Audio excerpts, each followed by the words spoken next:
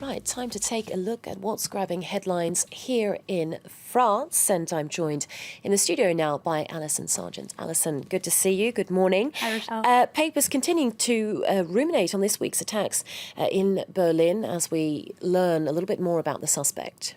Yeah, as we know, Anis Amri was known to German authorities. He was supposed to be expelled from the country. And that's left a lot of people wondering how this could have happened. On its front page, we can see the Libération asks the question that's really torturing German and European authorities. Could it have been stopped? Pouvait-on l'empêcher?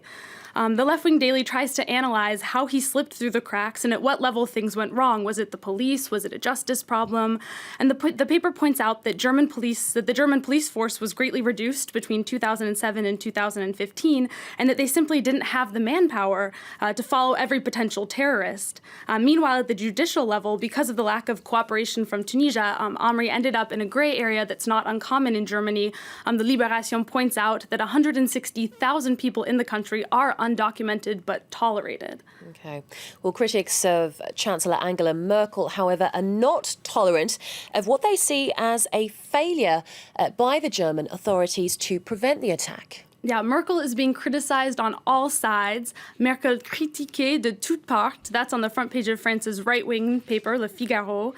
They note that Merkel is being criticized on two fronts specifically, not only her open door policy that welcomes refugees, but now also the failures in the system that made this attack possible.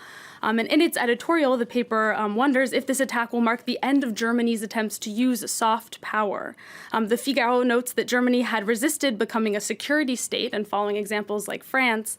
But according to Le Figaro, the Berlin attack has pushed the country into that arena. Okay, well, meanwhile, many left-wing French papers are defending the Chancellor. Tell us more about that. In its editorial, the left-wing Libération says that in tragic circumstances, Angela Merkel and all Germans showed good sense and realism, both by boosting police surveillance, but also by resisting giving into the discourse of those that call into question Germany's welcome of refugees. Meanwhile, we have France's communist paper, L'Humanité.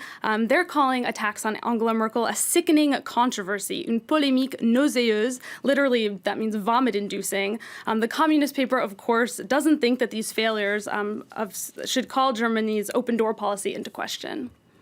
Okay, Alison, let's move to another country destabilized by attacks where the leader is coming under a lot of scrutiny, and that's Turkey. Yes, the daily Aujourd'hui en France devotes their front page to Turkey, specifically the question of whether or not it is becoming a dictatorship. Turkey, une dictature à nos portes. Turkey, a dictatorship at our door. That's the question they're asking on the front page. The paper reminds us that 140,000 people have been stripped of their rights or put in prison since the failed coup attempt in Turkey in July. And the paper includes an article about one of these so-called victims of the purge. Yeah, she's a 40-year-old midwife, and in October, her name appeared on a list of 10,000 people accused of supporting Fethullah Gulen, who Erdogan accuses of being behind that attempted coup. She says that from one day to the next, she lost her job and all of her civil rights. And she says the reason that she thinks it might have been is that she did at some point make a post to social media in support of the Kurdish people.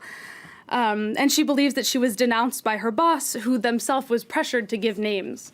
And meanwhile, the investigative website Mediapart is calling for the release of one of its journalists. Yes, his name is Maxime Adzi. He's a Kurdish journalist and a dual French-Turkish citizen. He was imprisoned in Belgium this month on orders from the Turkish government, which accuses him of being a terrorist. So Mediapart says that the arrest shows that Erdogan is not only cracking down on his own country, but he's extending that crackdown into Europe. Okay, change of pace now, and finally the holidays are upon us, and many of you may be scrambling to do some last-minute gift shopping. I know I was yesterday, especially, it seems, if you're shopping for a man. Yeah, it seems men are especially difficult to shop for. Welcome to the hell of buying gifts for men. That's the headline in this article from Slate. L'enfer des cadeaux pour hommes. It cites statistics from Google that show that the majority of Google searches, when people are looking for gift ideas, most of those searches have to do with gift ideas for men, and more specifically, boyfriends and husbands and romantic others of the like. So one reason for this, according to the article, is that men are not very good at expressing what they want, and so those trying to get them gifts are left kind of guessing. Well, maybe people need to get a bit more creative. Right. Alison, thank you so much for that. Alison Sargent there with the French Press Review.